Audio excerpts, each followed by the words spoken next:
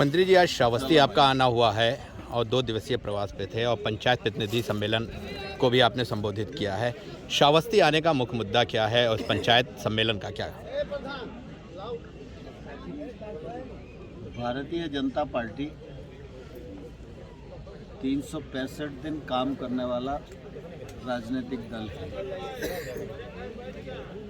Bharatiya Janata party ने ऐसी 144 लोकसभा सीटों को चिन्हित किया है जिन पर भारतीय जनता पार्टी इस बार विजयी नहीं हुई। इन 144 सीटों पर फोकस करके हमने अपने कार्यकर्ताओं को जिम्मेवारी लगाई है कि वो कार्यकर्ता उन क्षेत्रों में जाएं, उन क्षेत्र के सभी कार्यकर्ताओं के साथ मिलकर वहाँ के काम को बढ़ाएं, काम को विस्तार दें, उनको उत्साहित करें और वो लोग जो काम कर रहे हैं अपने अपने क्षेत्र में उसमें सहयोग करके उस क्षेत्र में भारतीय जनता पार्टी और मजबूत हो और अगले बार हम ऐसी लोकसभा को जीत सकें। इस दृष्टि से यह पूरा विशेष प्रवास कार्यक्रम पूरे देश में बना है।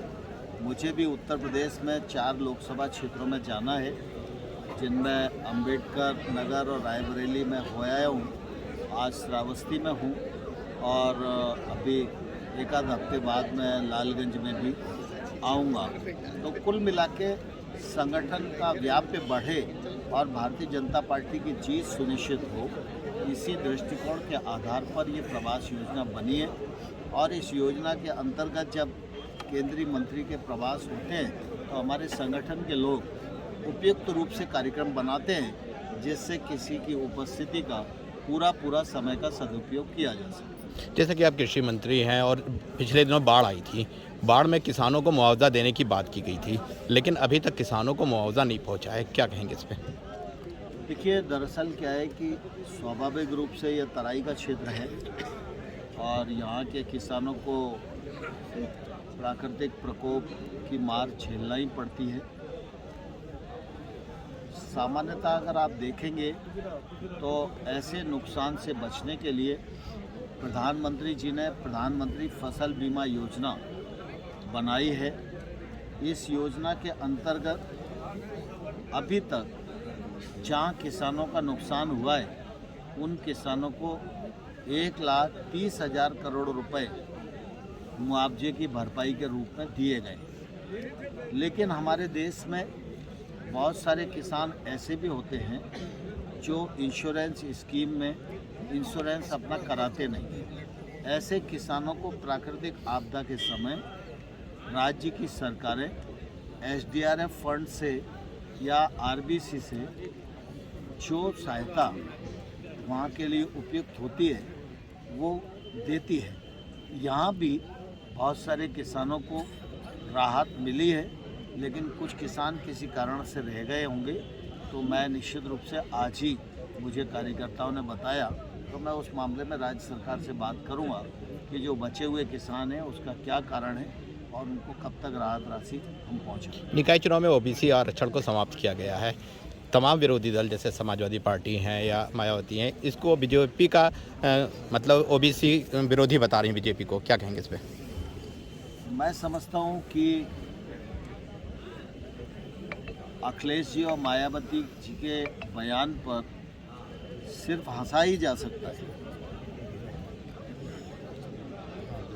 क्योंकि इतना गंभीर बयान कोई राज्य का पूर्व मुख्यमंत्री देगा शायद कोई भी सोच नहीं सकता। सामान्यतः जो फैसला कल आया वो न्यायालय का फैसला है।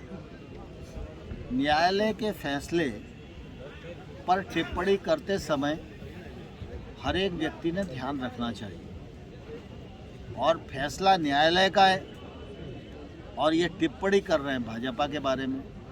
इससे ज़्यादा इनका राजनीतिक दिवालियापन और कोई नहीं हो सकता। इसीलिए जनता ने इनको खारिज कर दिया है। जो बचे खुचे बचे हैं वो अगले बार खारिज कर दिए जाए। एक आखिरी सवाल, कांग्रेस के वरिष्ठ नेता सलमान खुर्शीद ने कहा है राहुल गांधी को भगवान राम की तुलना दी है, क्या कहेंगे इस पर?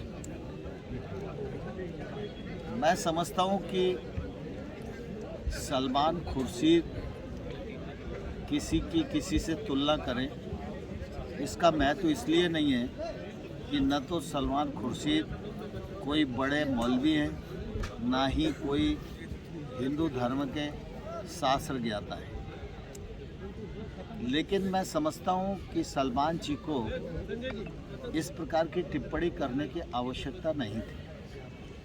इस प्रकार की टिप्पणी सिर्फ राहुल गांधी का मजाकी उड़ाने का अवसर लोगों को देती है।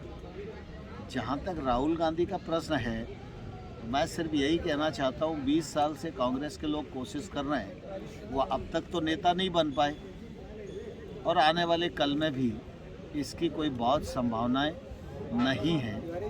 लेकिन मैं इतना ज़रूर कहना चाहता हूँ कि कुल मिला के भारतीय जनता पार्टी की तुष्टीकरण विरोधी दृढ़ संकल्पित नीति का ही परिणाम है कि जो लोग राम का नाम लेने से गुरेज करते हैं, वो आज राम राम चिल्ला रहे हैं।